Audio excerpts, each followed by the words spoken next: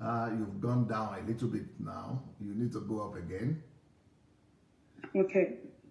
Yeah. Here? Yep. Okay. And maybe come to the left again. Yeah. Okay. All right. Yep.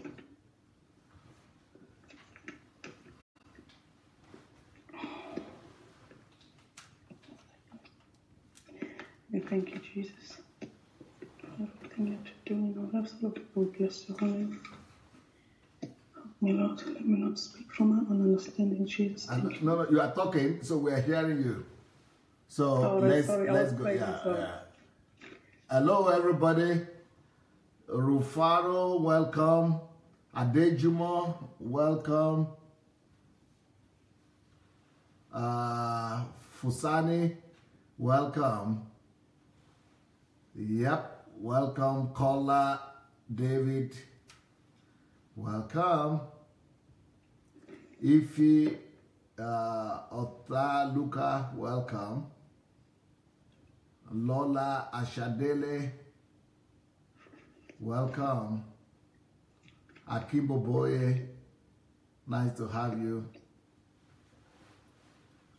Helen Wellington, welcome. Idara, welcome. Sonny Ashe, welcome. Nikki Ike Okereke, welcome. Ama Opong, Gideofo Ona, Jacob Essen, Delphina, welcome. Well, welcome everybody. Please go ahead and invite your friends and family and go and tag the family members or colleagues that you know and that you care about. If you want them to really be blessed by this program, please go ahead and invite them. We are going to have an interesting program with a very beautiful lady here today. So I'm not going to go into the topic immediately with her. I'm going to start out by, because I'm sure many of you will be interested in knowing who is this pretty queen that is here today. So I want her to talk about herself, where she's coming from, what was her Christian experience, and then from there, we will go into the messages. Hello, Thuli. Could you introduce yourself to us today?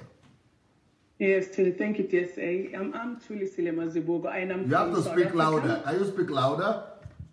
Okay, I'm Thuli Mazibuko, and I was born in South Africa, in Johannesburg. In my contribution in the ministry, I'm a worshiper in songs. Yep. So I've got some most experience in that, and I have witnessed some bad and good things while doing that.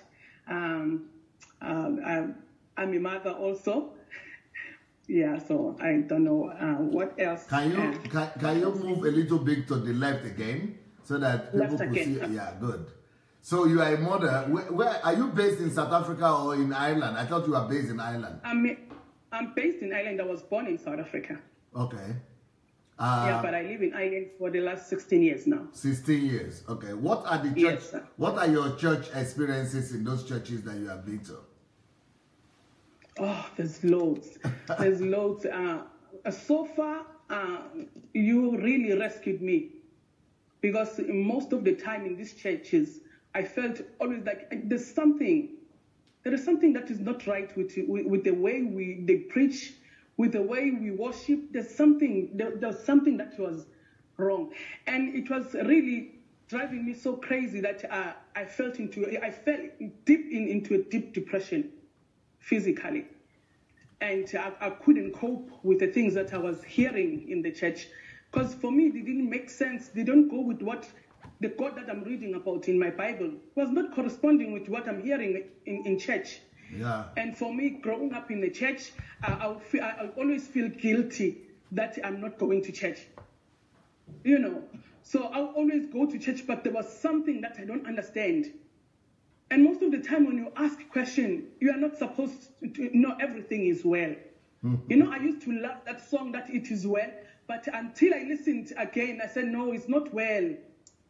It's not well, and your messages help me to see that it's not well. We are allowed to feel these emotions. God give us all the emotions inside our heart, for a reason. You know, I was listening to your message. You said, if you didn't get to a point of hating something, you become it. You'll never be free from it. Yeah. Yeah, you're never gonna be free. So we saw into tolerance in churches that we are like zombies. We just enter, we sit, we lift the hands and bow down, we go out. There was nothing that we are taking home. So the religious is the one that is giving me problem for church. And the thing that the notion of people that always say worship in songs is just to make people feel good. What an insult. I feel insulted about that. Worship is way, way deeper than that. Yeah. As people who are born to worship, you see the churches that are filled with people, and you ask yourself, but these people are lying to you and you're still going to church. Why? Because we are born to worship. We are born to, there's something inside men that is always longing to worship. But if we got bad teachers, that they're going to just say whatever that they need to say, and we're not supposed to ask questions, everything is well. No, it's not well. When you said we can improve, I have skills, I can help us improve to go to another level. They look at you as if, oh, you know too much, or leave it for God. What an insult. When God gave us all these things, now we are saying, okay, let's leave it for God. Just keep quiet, leave it for God. What are we doing here then? Why are we here? Why are we here? Why? If we're going to say everything, let's just leave it for God. Tell me, what's the difference between what is your experience in church in South Africa? Is it the same kind of problem? Because each time that I'm preaching here, I'm mostly talking about the Nigerian church. Because I don't have too much experience with the South African church. But is it the same thing? In some, yes. In some things, they're the same. So what the experience is that, because right now, if to judge from what we see from South African churches, if we are to judge by what we see, you know, we are seeing things like Major One, we are seeing people, all those kind of people. You know, if that is what South Africa has now, then that is almost getting to be worse than Nigerian church. Yes, it has evolved. From the time I was going to church, most of the time they were talking that God is love, God is love. But now it has changed. Most of the time, because lots of those ones that you see like Major One, they're copying everything that Nigerians are doing. And they are doing worse things, because in South Africa you have taking it to another level. Yeah, you have people eating grass and snake. Oh Lord, snakes. They are not doing that in Nigeria yet, but you have people doing that in South Africa. What is happening? As we were talking on the syncretism, so they have their own culture inside the church. They're practicing what they grew up doing at home. Now they're doing it in the church, and they feel like it's okay. You know, this is what we know. If I'm sick, I can eat whatever that the pastor is telling me to eat. As the way you are always saying that you go to a voodoo person, and then he will tell you to do this, and they brought it into church, and now they're getting worse. It's too much. What about when you were born again in South Africa? Is totally different from what they have now? Oh, yeah, it is too much. Yes, now it's too much. Before, at least people have that shame. You know, there are things maybe they will do and they'll be private. Now everything, they just put it online and other people are copying them. You know, for me, thank God, I was never involved in eating any grass or eating any snakes. Thank you, Jesus. I was never in that experience. But I can see people selling their homes, giving money to Major One.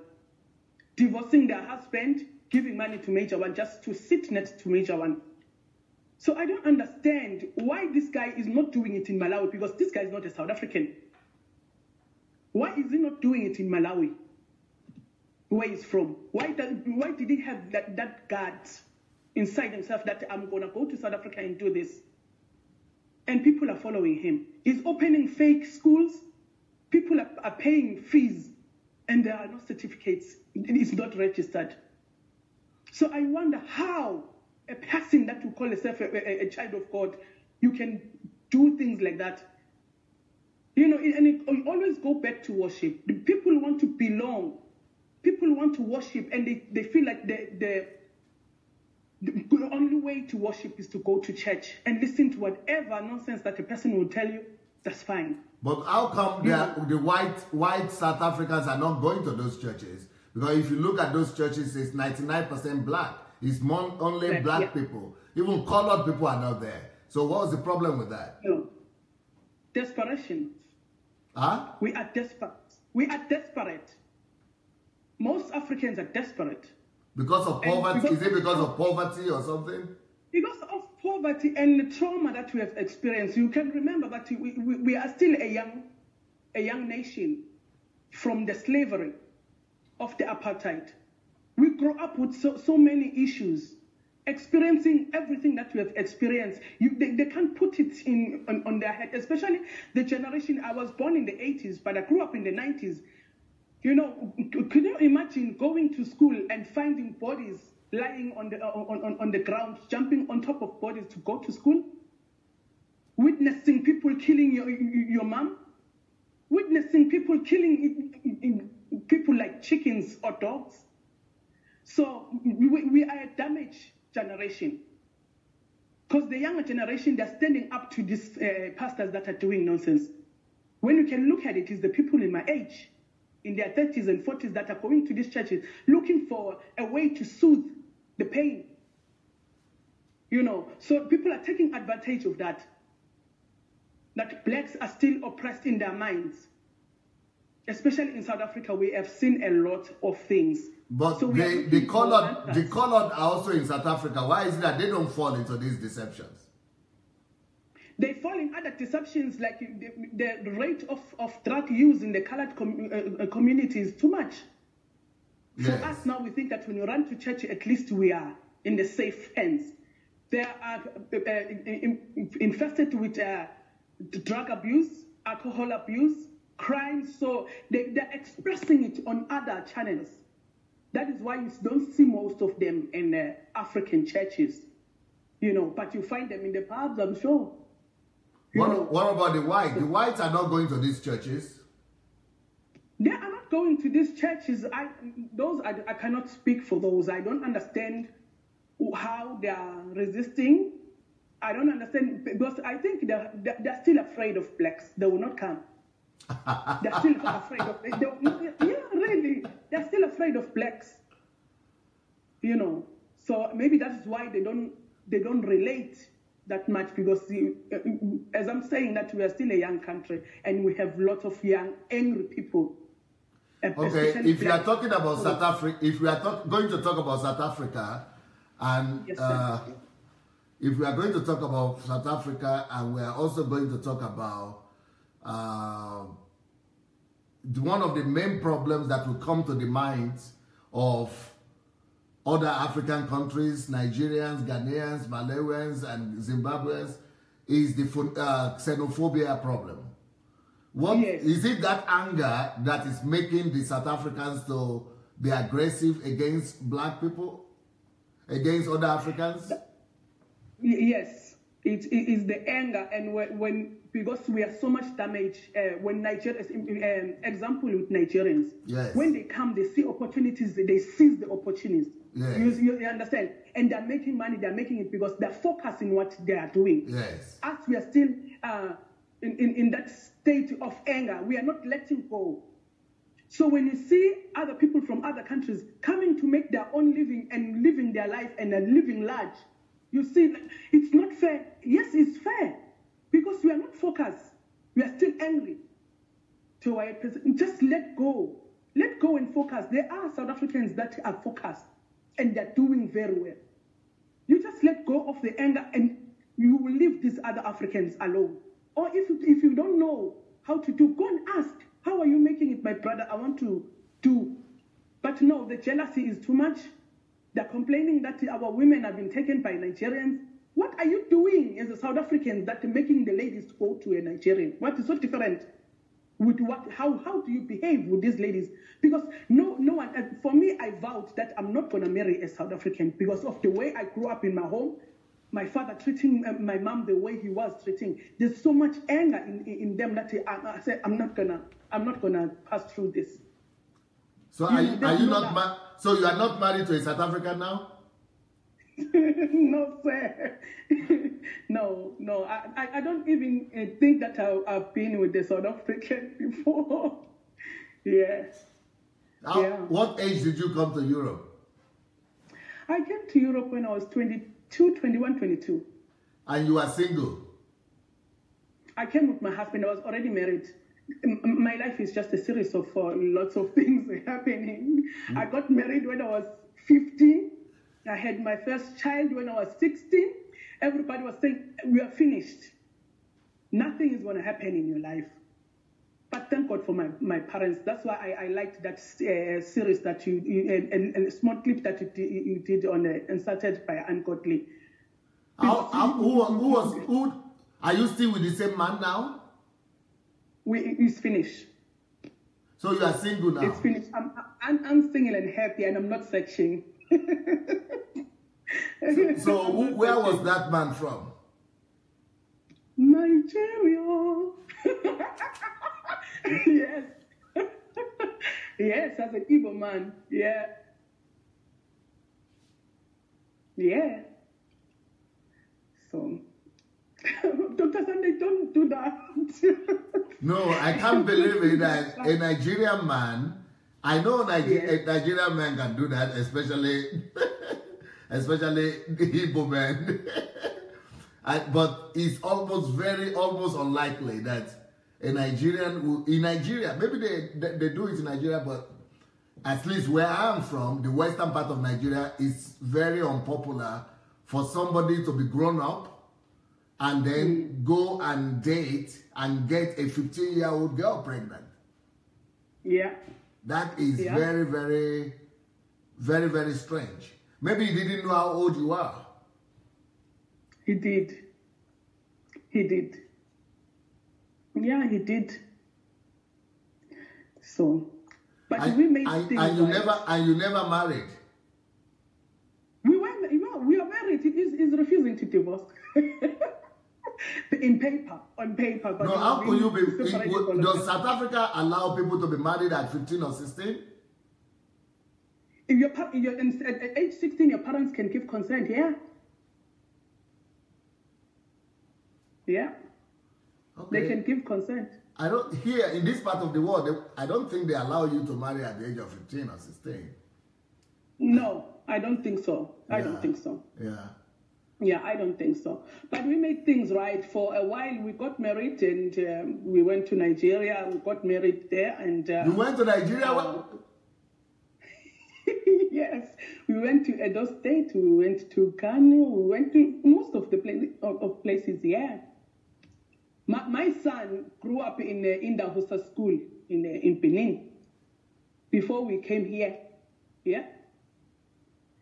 So we made things right, but the problem was that now we came. So you went with your husband to Nigeria? Yes. And you stayed there, you were living there? No, we went for the marriage ceremony because we were already married, white wedding in South Africa. So now it was the introduction to his parents. He was introducing me to his parents. And then, but you remained in Nigeria, isn't it? No, my son remained. I stayed 2 months, but my son remained in Nigeria, yeah. And you agreed to leave your son in Nigeria? No, it was not an agreement. So because you can understand, he was a bit 8 years older than me, so everything was forced. You're not supposed to ask anything. You understand? So whatever that you say, that's what we want to do. How old was he? You know. 7 years older than me. I don't know. So you were 15 when you met.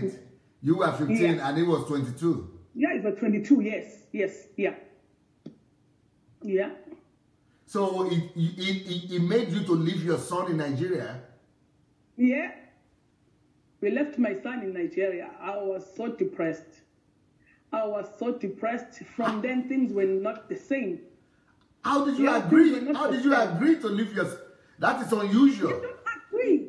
You don't agree. You just say, we are taking this, and it actually physically teared my son's passport to say, you see, he's not leaving. He's staying here. He's not going. You know? So we went on that because he knew that I was not feeling right with our marriage. So he was thinking that if he can take my son, then I'm not going anywhere. You know, so... He tore the passport of the boy? He tore the passport of the boy with a ticket to say he's not leaving this country. For me, I'm thinking I'm in Nigeria to get married. I didn't know that there's a bigger plan ahead. Yeah. So. And he took you away from South Africa?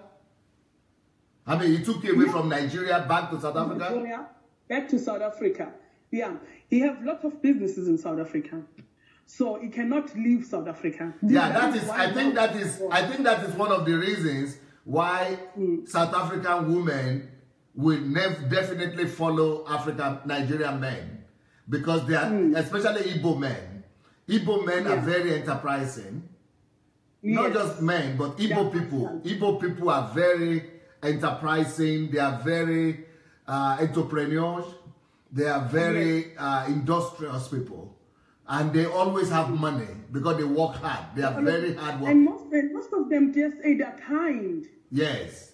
But he was good to my parents. He was not just good to my family. And that is, I'm very happy that you say that, because people don't understand the Nigerians and the complexity of a Nigerian person. But I said Nigerians are one of the most kindest people you ever meet.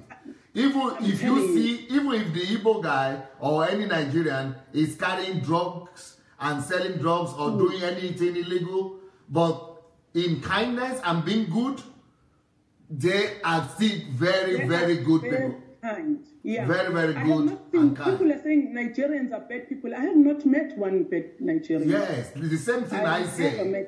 The same thing I say, that Nigerians, I've never met any bad one. But they are very principled in some areas, and very strong-willed, and very ambitious, and very, especially when it comes to marriage, they might want you to do their way, dictatorship, but that is different from being bad. So I'm telling you, yesterday I was living like a queen. Wow. I was like a queen in my country. Are you serious? Yes, the thing that made us to maybe for him to fall for me, I'm in the worship team, and he liked my spirit, and he just wanted to possess me, so he couldn't wait for anything. So it was like, you are mine now, you know. So that's my life to say. No, but that is also a problem, because when you love a woman too much, that is what I preach in the love series. Oh, the love series, I love that one. Yes, because you begin to, when you love a woman too much, then it becomes a problem. It becomes a huge problem, because you're not going to go anywhere without being followed. Everything is being monitored. Everything, to the last dime that you're going to spend, you have to account for everything. So I was living large, but I was not happy. Yeah. You know, because you are possessed. Yes. So I was feeling like I'm still in my father's house. Yes. I've been told what to do. I'm not equal to this guy. Maybe you don't know. Maybe you don't know this situation. In America, we have a lot of Nigerians killing their wives. As they bring their wives from Africa, but 90% of the people who kill their wives, who are Nigerians, also are Igbos, unfortunately.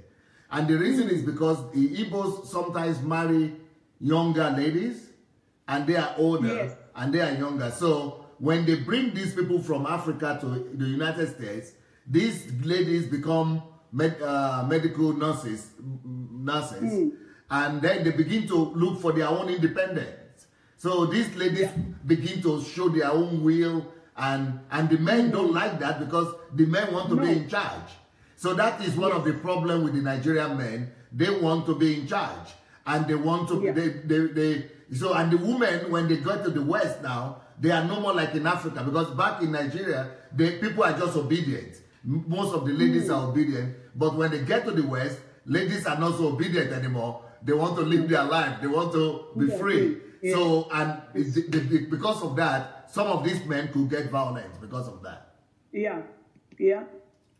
But tell me your story. Even here in Ireland is happening also. But so going back to your story, so yes, you said that it fell for you because you were in the choir and he saw your spirit as a lover of God. But why did you fall for him? What made you to fall for the Nigerian guy? I used to run away from that guy. I don't know how I felt it. I fell into his hand. I used to run away from him. And he used to send people to my house. I don't know what happened. I'm telling you, I can't believe my life. But there are definitely some good things that you saw, because you said you. Oh yes. Once I got to know him, I could see that he's a nice man. He's good. So what are the qualities? What are the reasons? What are the qualities you would think that all these South African women are falling for Nigerian men? First of all, we need a man that can lead. We want a man that is secure, that he knows himself. One thing about Nigerians, they know themselves. Yes. They are. Yes. So, they're strong in that sense. And you feel protected. Somehow you feel so protected that, nobody's going to touch me on this one. And although he was treating me bad, but he will not allow anybody else to mistreat me. Yeah. And he will always provide for your needs, was it? You always provide for me. Oh my children, they were well taken care of. Including my parents. He would do everything for my parents. Is that unusual for a South African man? As far as I know, they are not as generous South African men. They want to marry you. They don't want your family problems. Most of them. Okay. Yeah. So your family problems is not his business. You are his business with your kids. That's it. Now, but Nigerian men, actually, when they marry you, they believe that they marry your family too. The problem with Nigerian men sometimes is that a Nigerian man might treat your parents better than he treats you. Exactly what I'm saying. Because it's unbelievable when I'm calling my mom and say, this is what is happening, and no, I don't see it. I don't believe that it could be him. We'll be like, you are lying. Because everybody says, this guy is good. This guy is good. Maybe you're just complaining. You're a woman, you always complain. So they are nice people. They are really nice people, Nigerians. For me, I haven't seen some of them bad, no. Yeah, but I have some ladies in South Africa who are living in South Africa right now, and they are Christians, and they go to university, South Africa University, but they also meet a lot of Nigerians in South African universities. You know what these all these women, South African women are telling me? They are telling me that in South Africa, people hate these Nigerians, but the ladies are telling me, even though people hate them and everybody is complaining about them, but if we have a choice who we are going to marry, we are going to choose them anyway. And yes, and another thing that I like about Nigerians, they love education. They're focused. They love education. You want somebody like this guy got me pregnant when I was 15. After that, he told me, go back to school now. And he didn't just say to me, go to a cheap school. No, I went from township school to a high-level school. Where I was taught all the skills. At the age 18, I had my own business. I got qualified as a secretarian, so I could type and do lots of stuff. Open the shop for me, just do this, you know. So my life would have been finished. I'm sorry for South Africans that are listening here if I was pregnant by a South African. That I believe. It would have been finished. I would have been finished that time. Because at age 15, we are still learning about yourself also. Yes. I don't have much skills. I don't have a good English. I don't have things going on in my life. I don't have directions yet, you know. But he made sure that everything, I have to do things right. So he sent you back to school? Send me back to school, made sure that everything that I need, I have. But how could you go back to school when you already have a baby? This man was loaded. So baby minding is not a problem. You find an older lady who take care of the children. That was not going to be an excuse. Even for my mom was telling me that having a baby, if you want to give me the baby, but you are continuing your school. And he was up for that also. So we could hire nannies. We could get maybe one of my relatives to stay with the kids. So I didn't feel that I had a child. I didn't feel that. So he was ready to pay. He was paying for the nanny and for the maid? For everything. For everything. I was so spoiled that when I came to Europe, I found it so hard to do things for myself. Because I was always being catered, you know, people will take care of me in that sense, you know. So I had to relearn myself and teach myself that, okay, I have to do this, I have to do that, I have to take care of these children. Now I had 2 boys, so I have to take care of these children by myself. I didn't see myself doing it. Are the 2 boys from him or from 2 different Nigerian men? No, they're from him. They're from him. Yeah, they're from him. Yeah, we came together. Originally, we came together in Ireland, but he couldn't stand the cold, and you know he likes money. So there's no way of making money here. He said, "I'm not gonna stay. I'm going back." Okay. So it's the distance that gave us a problem most of the time. I see. That is why things couldn't work. I see. You know, because we had this distance now, and we are both young. We have our feelings. We have to move on with our lives. Because there's no way that I'm going back to South Africa, because the crime in South Africa now was just shooting up, you know. And when you have money, it was you were a walking target. Yeah, but a lot of I see that a lot of South Africans were attacking. They target Nigerians who have money. Yes, because they're not focused. They can't just go and do their own thing. They can't go and do their own thing because they don't see themselves doing something. You know, they don't see themselves succeeding as much as this Nigerian guy is succeeding. So they better take it by force.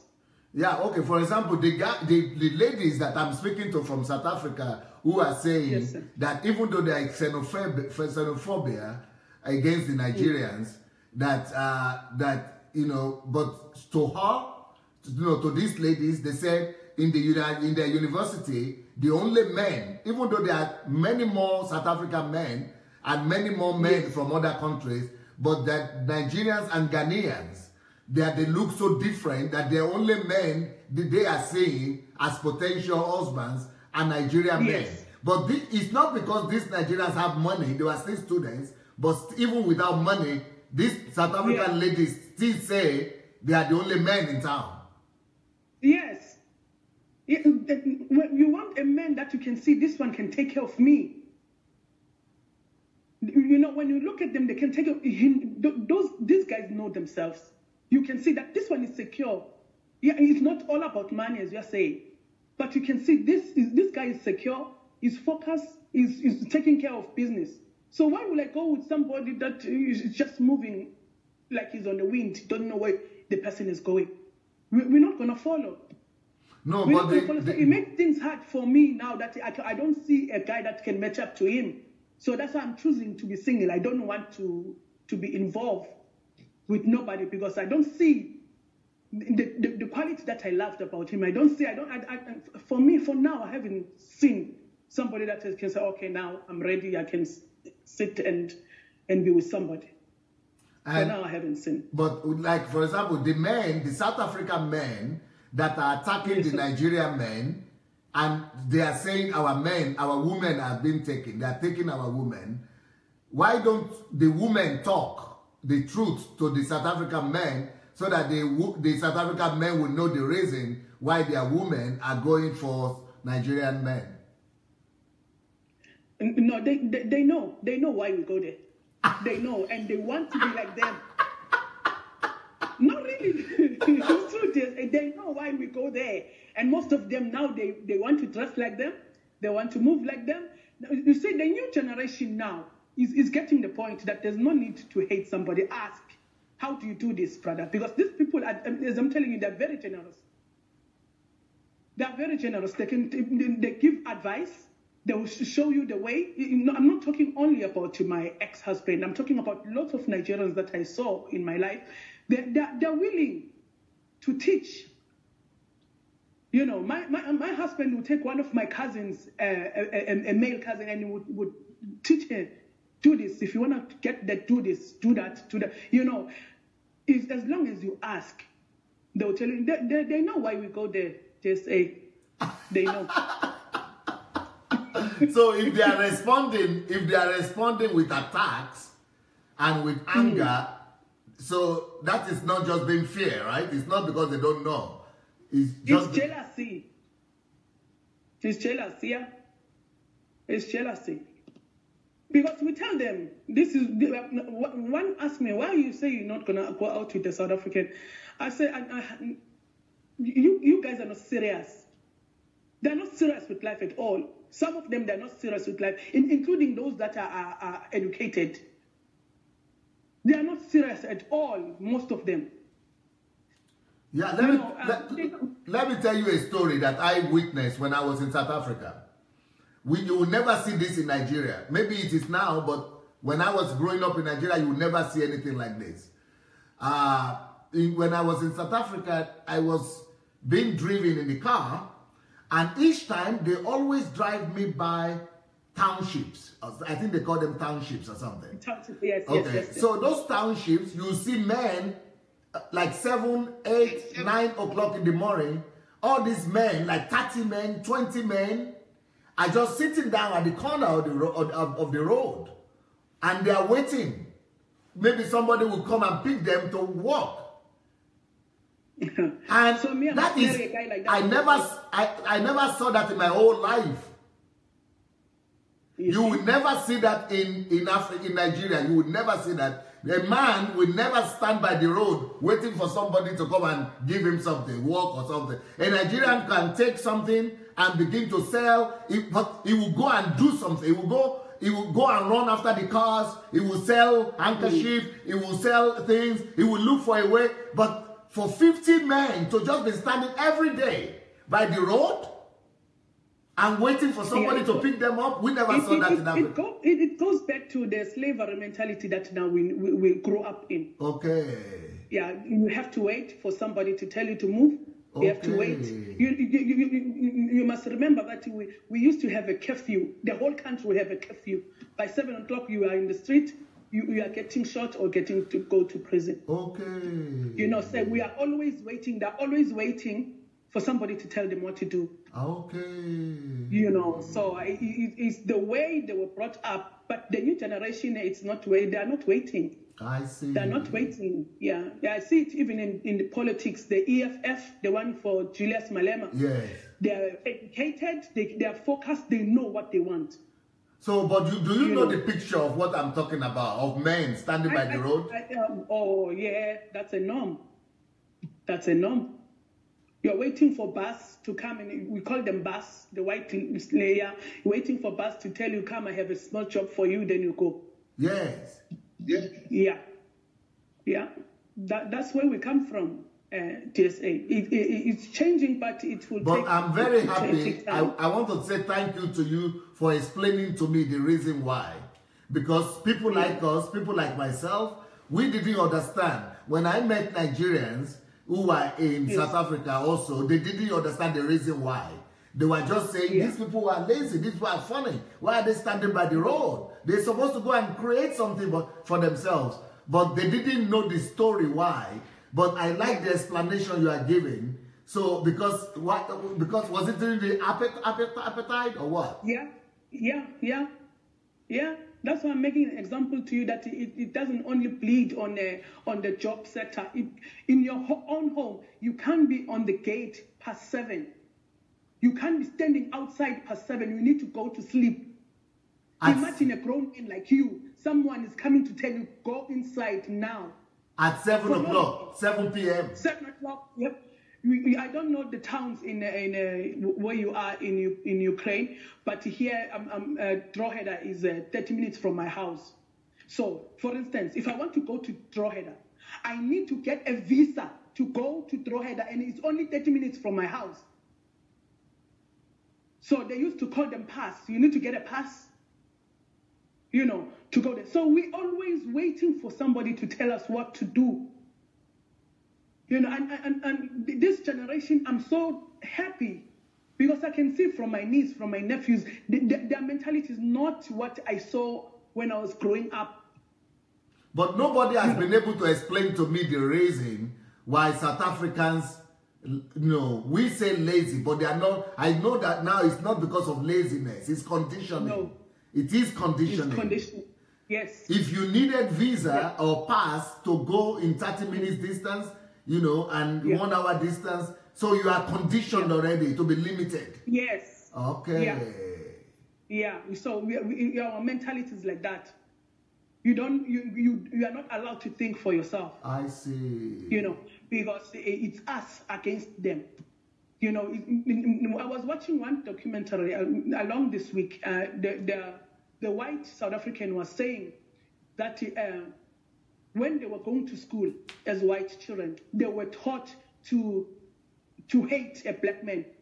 There were reasons. There was a whole curriculum of why you should be fearful of blacks, why you should arm yourself. Because once they finish their primary or secondary school, they send them to military to train them so that they can stand against these evil black people. So I was happy that is a white lady that was talking like that to say, now since we are independent, why we don't have classes for them to tell us now that it was wrong what we are doing? Let them give them a new curriculum now. Why we should be together? Because they can't handle the issue that we are together, and it goes now. We are still fighting for. They are still fighting for the land. So I'm afraid for my country that is going to become like Zimbabwe. When I hear Julius Malema said, "I want all the whites to go," it saddens my heart. Because I wouldn't wish for them to go. Most of them are South Africans. Where are they going to go? So we must learn. They still have that fear that I'm not going to let go of things. They are learned. You pass through townships, TSA. You see people are sleeping on the street. People are sleeping on the shacks. So, and the whites have the land that they can give for houses to be built, but they are not releasing these things for everybody to be equal.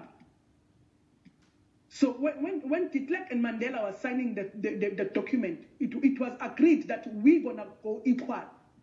But still, after all this until now, the whole land is still in their hands and we are suffering. You go to townships in the back of your house, you have to have at least 4 or 6 rooms to build for your children to stay there with their families, all the children, because they can't find the land anywhere to build, even though they have the money. There are fields. They are just there because it's under white man's name. They are not releasing the fields. So I understand that the frustration for Julius Malema and his party, it stems from there. But the way they are doing it, I think they are doing it Mugabe style, which I'm not happy about it. No, because thank you for explaining this to me, because when I saw the sharks in South Africa, it didn't cross my mind, because in Nigeria, for example, there is poverty. People are poor, but nobody lives in shacks like that. It's very, very difficult. I went to Nigeria, as I'm saying to you, I couldn't believe the sizes of homes in Nigeria. One person can have such big house, really, and these are just standard normal people. I'm not talking about very wealthy people, but they have this freedom of having their own things. So for me to see that Nigeria is one of the poorest countries now, I mean, disbelief is a lie. No. When they say Nigeria is one of the poorest countries, let me explain what that means to you. That is saying, that doesn't mean that Nigeria is one of the poorest by no. Nigeria is still the richest country in Africa. Yes, sir. By GDP. Now, let's say there are 100 people living in Nigeria. Nigeria is the richest country in Africa, but what do they mean that it has the most poorest people in the world? That means that all that money is not equally distributed. So we have a land issue, you have money issue. Yes. So what it means is that, for example, let's say we have 100 people living in Nigeria. It means that 5 are living well, and then 95 or maybe 80 are living poor. That is what they mean, that they have the largest number of poor people. Now, apart from Nigeria, this is the country that used to have the largest number of poor people. What used to be India. But India is not a poor country. India is number 4 richest country right now in the world. Is number 4 richest country, but still it has the poorest people. Now, why does it have the poorest people? Because even though it's very rich, but the rich has not been fairly distributed to all the people. That's what it means. Okay. Yes. Okay. After India, then you have China. Now, China is the 2nd richest country in the world, but it's number 3 poorest people. It has number 3 poorest people. So it's not because the country is poor. It just means that the money they have has not gone down to all the people of the country. You understand? So the reason that is always a problem for countries that have many population. Okay. So the reason why Nigeria has the poorest people is because of the population. It's just like. And then how do we solve those kind of problems? So what needs to be done? Greed needs to be addressed in Nigeria. The problem of greed. You know, because in Nigeria, there is no government policy for poor people. There is no government policy that that government wants to redistribute wealth or distribute wealth to ordinary people. There is nothing like that. No welfare in Nigeria. So what you have is only the survival of the fittest. And even though all Nigerians are ready to fight and they are ready to struggle, but when you get old and you have a lot of old people, you cannot fight anymore. So you go to the poor category. And then they have a lot of young people also in Nigeria that is less than 15 years old. And they don't fight for survival too. They cannot fight. They are still independent. So that is how the number of poor people became so big. But the government needs to begin to, and of course religion is a big problem. Because a lot of people are religious and they are all giving their money to the church instead of using their money for investment or for development of themselves. Yes, and talking about that, the religion, that is why when we open, I said, you find it amazing that these people, they know the truth, that these pastors are not telling me the truth, but they still go to church. Why do you think that is? Why do you think that in Nigeria, for example, the way the situation is that most people don't know that the pastors are not telling them the truth. Okay. In Nigeria, people actually believe, because in Nigeria they have succeeded in creating a cult, it's called cult of personalities. So they have personality cults or cult of personalities of pastors. So in Nigeria, especially if you are not just an ordinary pastor, if you are a pastor that is a GO. So in Nigeria, Yes. they have been elevated and they have succeeded in elevating themselves to the highest status. So they are the most respected people in the country. Even educated people and government people, they respect the GOs more than they respect presidents. In Nigeria, they respect the GOs more than they respect any individual in the world. So when you are a GO in Nigeria, they don't even know that you are deceiving them. Anything you tell them, they believe it. So in Nigeria, that is the problem. People don't know. Because once people begin to know that they are being deceived in Nigeria, that Nigerians could go the opposite. They could go and fight the GOs and destroy everything if they get to know. But right now, even though I am talking, but they are not convinced yet. For example, I spoke with someone yesterday. A lady was telling me, she's based in England, but she was born going to these churches, these Nigerian churches. Yes. She's on DSA family. She believes what I'm saying, but she is thinking, no, but these GOs cannot really be bad like that. I mean, this is GO. I mean, these are GOs. She's saying, yeah, they just don't know better. Yeah, I mean, most Nigerians still believe that they are doing the things they are doing just because they don't know. That they cannot be bad. Wow. So, but this lady, what convinced her was that she saw a video about one Kenyan man, Mr. Papa Daddy Molly or something, who was able to train 13,000 children, took them from the street, and it came to her mind that, oh, but pastors could do this in Nigeria too. Why are Nigerian pastors not doing this? So now she began to think that, oh, maybe DSA is right, that these people are wicked. So that's what made her to begin to think, hey, could DSA really be right that these pastors do this intentionally? But a Nigerian man are finding it difficult to believe that these men are evil men or they are not good men. Normal Nigerians normally want to say, maybe they will tell you this. They are bad people, they are bad pastors, but the GOs are good. Not this one. Okay. Or they could say, they are bad pastors, but not my pastor, not my church. Wow. So is that a conditioning also? It's a conditioning. It's a conditioning. Yeah. So, but I want to thank you for opening my eyes today to another thing. Because when I was in South Africa and I used to see the sharks, I never even heard the meaning of sharks. I heard when I was in Africa, we only had slums. But sharks, people don't live in sharks. Everybody lives, there are poor people who might live in poor houses, but everybody else live in normal houses. So to see that all the black people, I mean, in Africa, the way it is in South Africa is wicked because all the white people are living in good places, and then the black people are living in shacks. Is totally horrible. But what is more surprising is that now the blacks are ruling, but the black people are still living in the shacks. Yes. How do you understand that? How is that possible?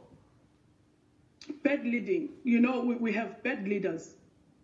Zuma takes a prize when it comes to bad leaders. Because really, on my own understanding, if Mandela was released earlier and he became president earlier, that guy, I'm telling you, my country was going to be paradise. So now the ones that are coming after him, they're coming for their own agenda. They still have that mentality, it's me against them, I'm going to come and take and move. Forgetting that it is people that put you there. But Thuli, that's not what I think. I think that the biggest problem with South African leaders after Mandela is that they don't want to ruffle the feathers. They don't want to rock the boat. Okay, that Julius... They came for their agenda. If they came with the agenda of the people, they wouldn't mind doing it. But now they're racing to get there. Let me get my own and come out because, there's nothing else I can do. We can't give these people freedom. So let me just take my own and go. If we have people like Julius Malema, if he can calm down a little bit, then he can be a good leader. But he gets so passionate that he loses sight sometimes. No, but you see, what Julius Malema wants to do is that what he wants to do might be the right thing to help the black people. But if he does it, it's politically incorrect. Yeah. Yeah, I agree with you there. That's what I'm saying. I'm scared for my country if he go, because he's very radical, that guy. I don't think that he thinks before he do something. Okay, he's intellectually correct, but he is not in the present. He's filled with anger also. He doesn't see the bigger picture. He doesn't see the bigger picture that we need each other. We need each other to survive in South Africa. We need each other. We need the blacks. We need the whites. Let's just be fair. But to say that you're gonna kick everybody out, we are heading to Zimbabwean stage the way the Zimbabwe was when Mugabe did that, and then nobody seems to understand that. Everybody, we want the land. You want the land. You want the land. If you don't have skills, you don't have skills to grow crops in those lands. You don't have skills to build in those lands, because the people that are fighting, people that don't have anything to do, they're just going with what Malema is saying. It might be right, like you now. What you are doing is good, but there are people who are just coming to the platform just to be involved in something. We understand, let's get them. Understand what this platform is for. It's not a bashing.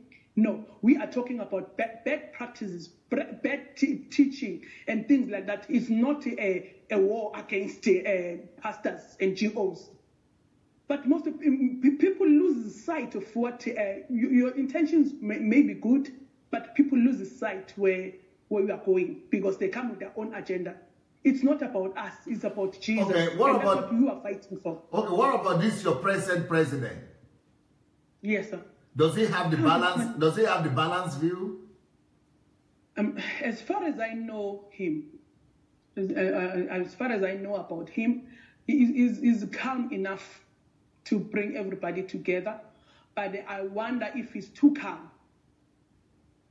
Okay, let me tell you what I think. Let me tell you what I think. Yes. I think that the problem in South Africa, and why South Africa will always have a crisis, especially with the black people, is that your political leaders, even ANC,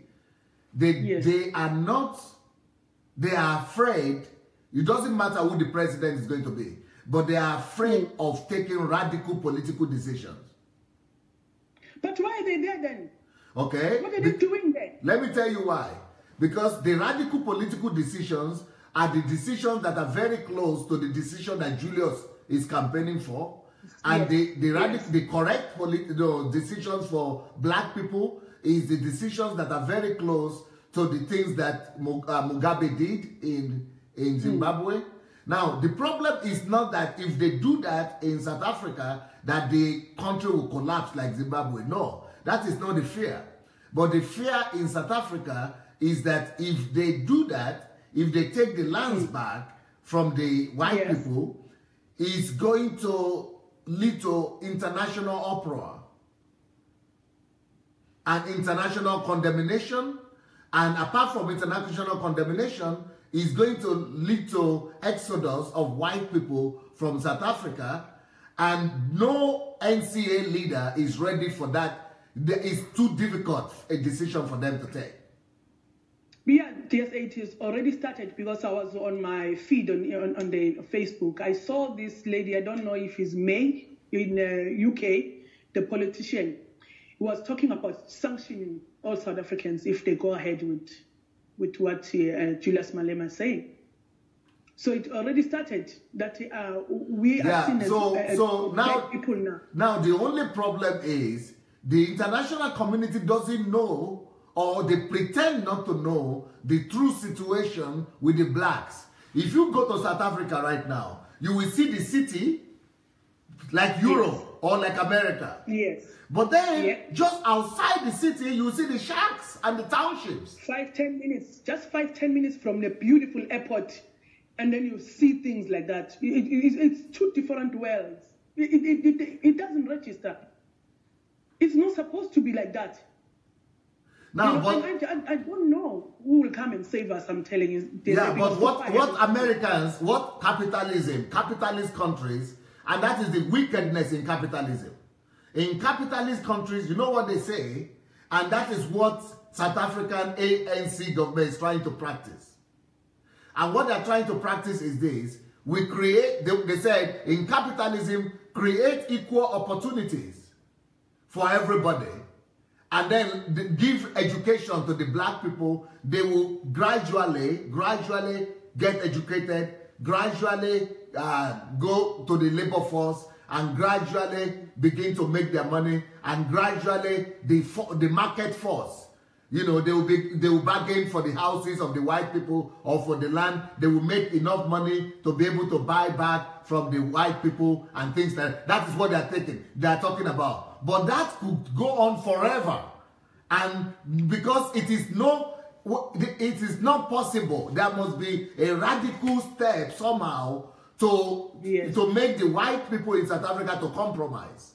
Maybe to give up at least half of the land that are already taken over. They don't want. They don't want because they are scared that if they give us a little bit, we want to take more. And we are not begging. This is our land, you know. So Julius Malema can do what he needs to do, but he needs at least tone it down a bit. Be sensible in doing what we are. Of course, we're going to support you because we can see it's not fair.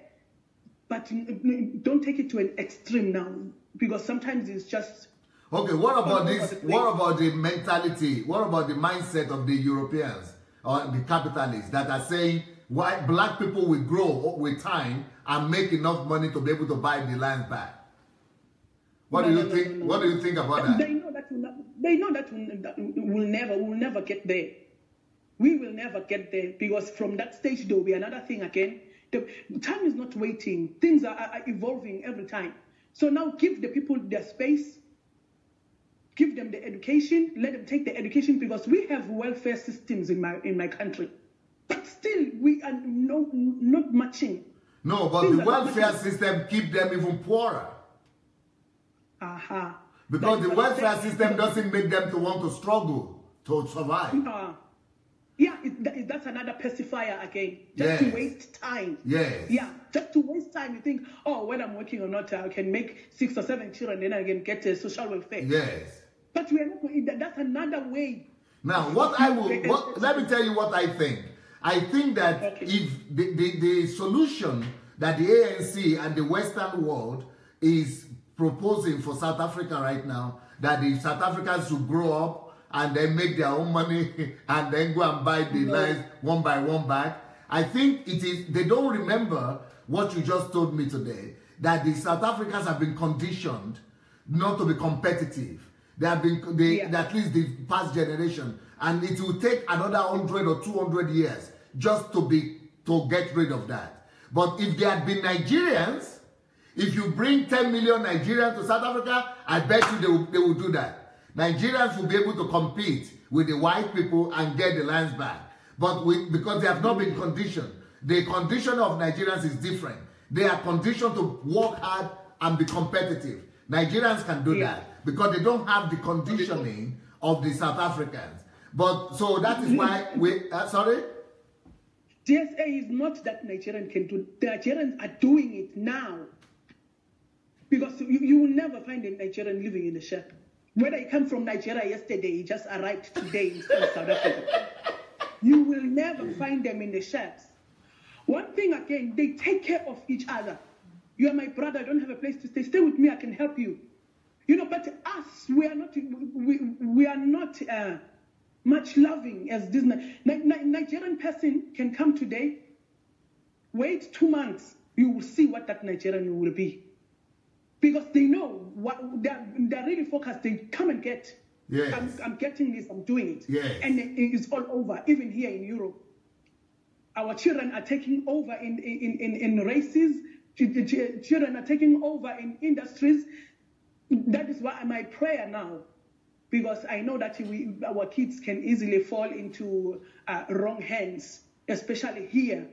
You know, we don't have, when you came to Ukraine, there were no churches. You felt like you want to die. Yeah. For me, we don't have gospel industries for children that are passionate about God to go and fall into a good place.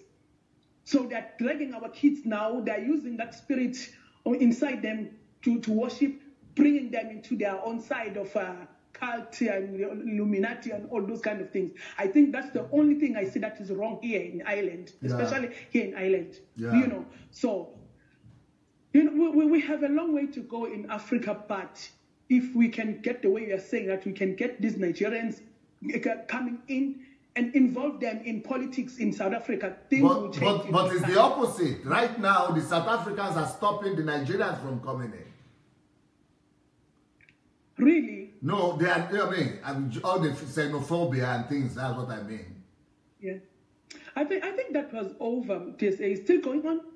Well, maybe they try to settle it, but I think there is still a lot of anger. Maybe it's not so public, but so a lot of people still have this resentment towards these Africans and Nigerians.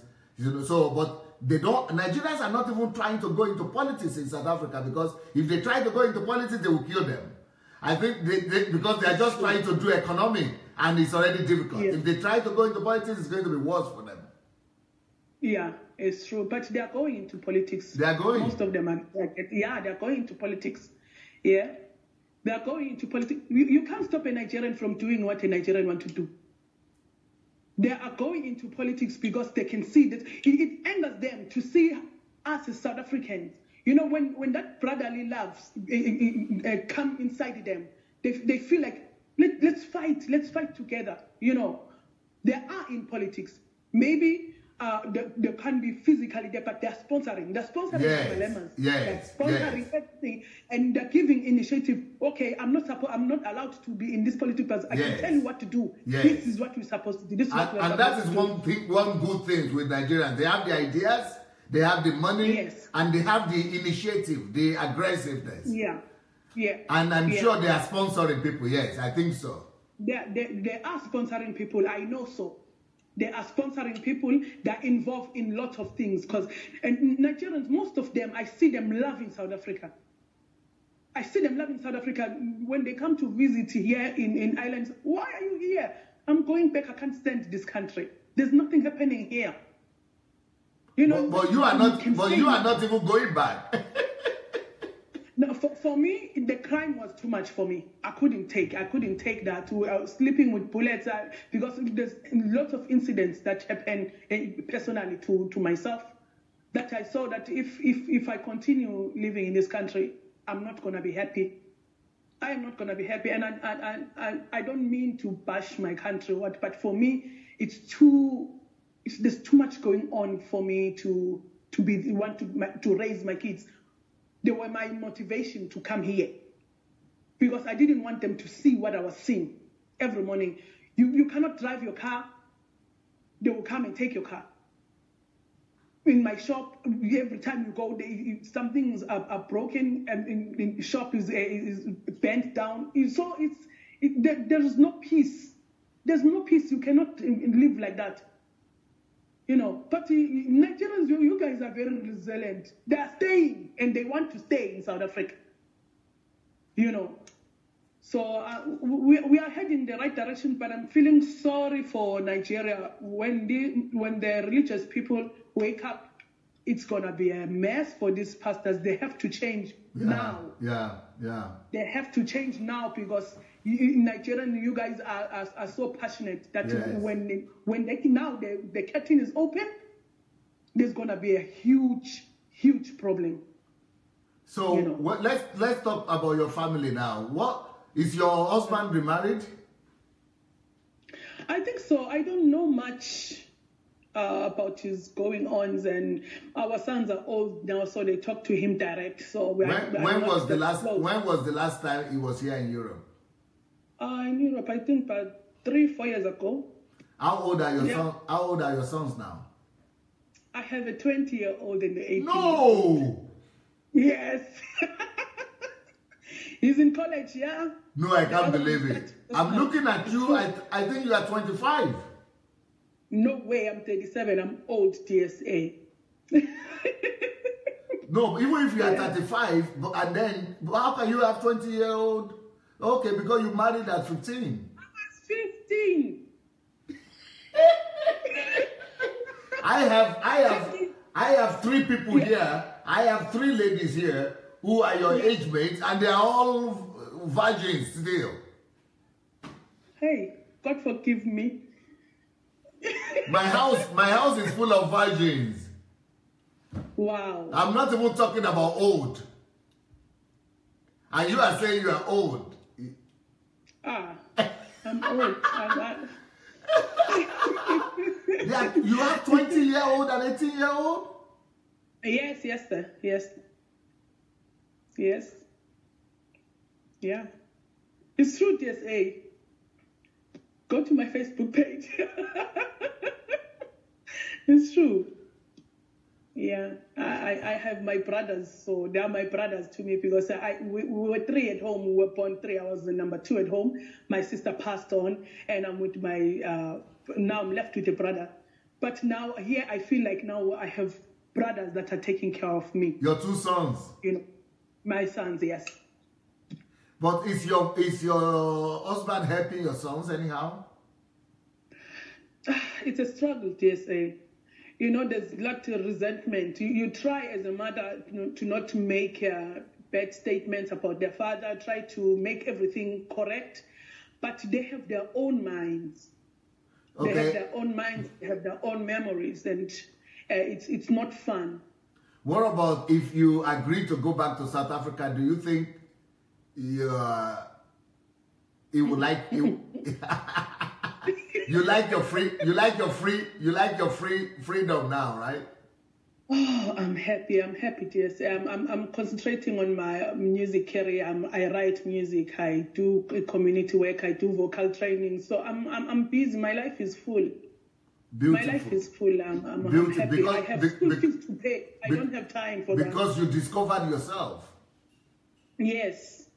Yeah, college education is expensive, so I need to be focused. I don't have time for that. For now, maybe. Beautiful. I'm very proud of you because a lot of women, especially in South Africa, because that's another problem in South Africa. A lot of women in South Africa, they like to have children even when they are very young, without having children, without having husband. In your own case, you got to have husband, but in a lot of South African ladies, just have children. Don't you know that? Do you know that?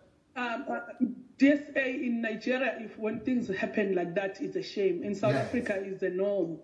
It's a norm. Yeah, and you would prefer not to be married, just have kids and move on with your life. It's a choice. In Nigeria, that is regarded as a big shame, disgrace. Yeah, it's a disgrace. You know.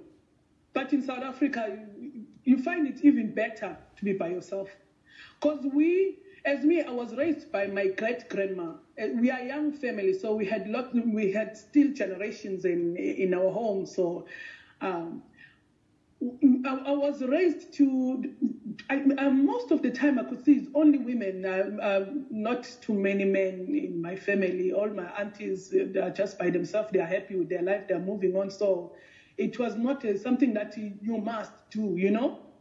And they are moving on without husbands, but with children. Yeah, yes. And for me, I'm not going to promote that, but I think it's a good idea for me. For me, it works for me. I'm raising my kids with God. But you have your kids from one husband, but some of those South African women have those kids from different men. That's not a taboo also. It's not something that is looked up, down on. It's not like other African countries. It's not like other African countries. You can do that. It's not a shame. Wow. Your kids are your kids. Yeah, as a lady, they'll tell you your kids are your kids wherever that they're coming from. They are your kids.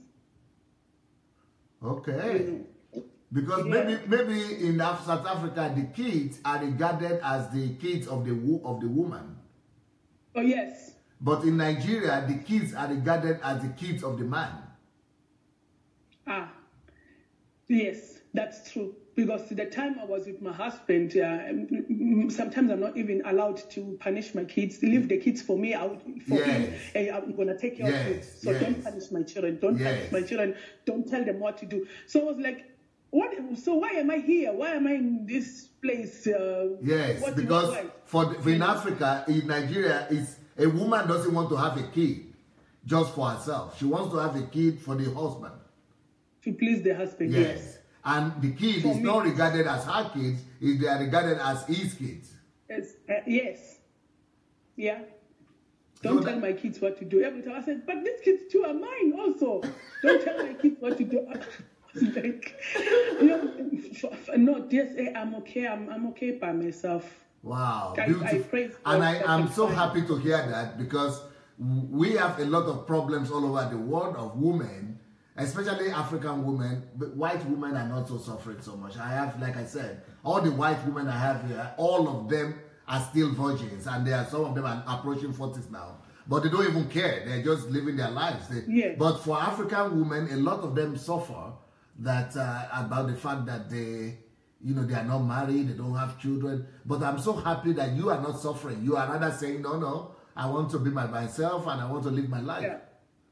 So that's very encouraging to hear that. Yes.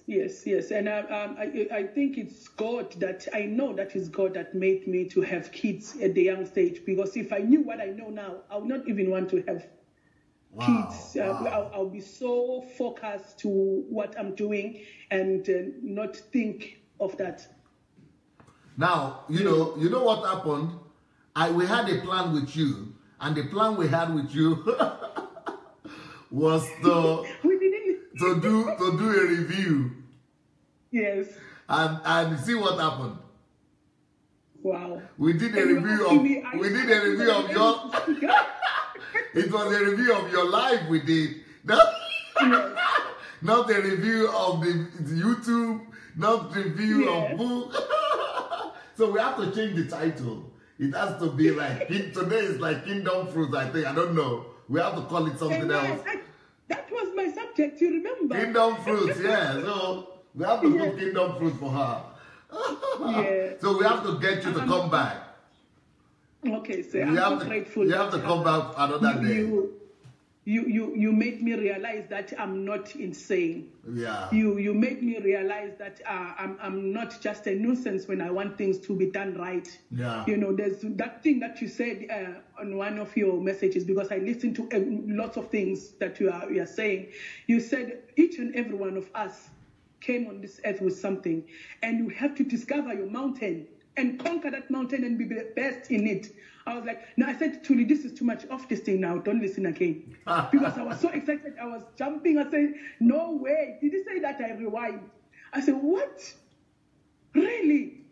After all, I'm not crazy. So you give freedom to people like me who want to do their best in what we know that God is. I didn't go to school of music, but thank God I'm making money out of what God has given me. Yeah. And I'm so grateful for you to show me that you are not crazy. But that is also because South Africans are the best singers in the world. I believe so. Yes, I believe, especially in a cappella. Yes. In the voice, so. I think South Africans are the best singers in the world. I have never seen better singers like South Africans. Oh, thank you. Nigerians just make noise and dancing and noise and emotional. We just release our emotion, but we are not musical. Yeah. But South Africans are really musical. That's why they bring the insult into worship, and people just saying, "Oh, they're just doing it for fun." I was like, "No, this is deeper than this. It's deeper than that." It went to a point that I lost my hair because I was so stressed. What is happening? What is this, Nigerians are not refined in music at all. We just like the fun. It's just for fun. Let's just go through praise and worship and move on. It's not that. It's not that. Thank thank God that I'm able to work with everybody in all walks of life. I work with Congolese, I work with the Irish, I can work, but it's always different when it comes to Nigerians. They don't have value for music. They don't have value for no. Why will I pay for this? Why should I? Hey, this is my time. You are paying for my time. They just know the fun. They don't know the value. But the Congolese are close to South Africa. They are also good in music. Yeah, I enjoy working with the Congolese. Yes. So yeah. So, now, how did you come across DSA? DSA. I went to this church service, and then what I was hearing, it was how they were preaching about devil, how devil is powerful, how devil, he can do this to you, how we have to be careful in our words, we have to be careful in everything. I said, but my Bible said I must let all my cares and burdens into God now. What is this about? So I stormed out of the service. I said, let's go home. I took my children out and I came home. But I couldn't sleep. And then I said to a friend, I sent a text to a friend of mine and said, you can't believe what I was hearing today in church. He said, Thuli, you know there's a guy on the internet. I always see you, but I always scroll up because I didn't know what was about. He said, this Sunday, Adelaja, go to your Facebook now, listen to him there. When you were talking, I was like, yes, this is the God that I know. This is the God that I know. So I was thinking it's one-time video, like those pastors, they would just preach for that night. And then I understood, oh my God, you have this every night. Whoa, I'm so happy. I'm so free inside myself. That is how I had, because I was so fed up of hearing about devil, this, devil, that. No. So I understood you, and I was so grateful. And I love my Mayua. And I was like, oh, there's a sister again, 2:00. Yes. Mayua is in England now. Maybe you could arrange to meet. Yes. I love that girl. I just like everybody loves Mayua. Everybody is falling in love with Mayua. Maybe not everybody, but most people are falling in love with Mayua because she's sincere, she's straightforward. Yes. Because Nigerians are straightforward, but not the religious Nigerians. Religious Nigerians are trying to be diplomatic. Leave it for God. Leave it for God. Everything. Leave it for God. Because they have been brainwashed. But Mayua is not brainwashed. Or maybe she used to be brainwashed, but now she's totally free. And so she is real. I mean, so many people are writing me every day to ask for Mayua, that they are missing Mayua. But I know that Mayua is going to... You are missing that too? I sent a message. I said I'm crying. I was really crying. It was many people, not only you. Many people cry. But it's so wait, oh my God, she's not here. I was like a junkie. I needed my fix now. No, she's going to come back. But she was working here for over 1 year, maybe 1.5 years, and no break at all, no one-day break. And in a very, very difficult condition. So they are going to have some break and going to get some holidays for themselves, and then they will come back. They will come back. Yes. I saw them last night. They were live with Julie. Okay. They were having fun, and I said, "Ooh, my love lounge people." So, yeah. It was nice. Now, so let me tell you this: we've got to come back. Because we've had a very big, this is the biggest program I've had. Apart from, there's only one thing was bigger. One program, live broadcast like this on the 7:00 this time. Yes. The only with Don Pedro was bigger. Yours is the second biggest program. We have so many attendants today. Yes. Yes. Because some people, but I'm afraid for you though, because some people are already giving you compliments. That how can you be so sweet and so nice? I'm afraid some people are going to be running after you now. I've heard that you have some couples meeting up on this platform. Yes, a lot of couples are meeting up on the platform. Some people are some people are wedded already on the platform. Yeah. I'm sorry, brothers. I'm okay. Thank you so much. And they are saying that they can't believe that you have 2 boys, that you are looking so young still. No, I'm old. But we have a very fun time, and a lot of people have come to listen. We have so much attendance today. I don't know why. You are like a magnet to them. So we're going to wait for you again. We're going to wait for you to come back again because the time is over now. We need to come back in 30 minutes to do to continue the series. But thank you for all the information and a lot of things we needed to talk about. So we have to come back. Okay, thank you so much. Thank you. Thank you. Enjoy your day and say greetings to your sons. Yes, sir. Thank you so much. Bye.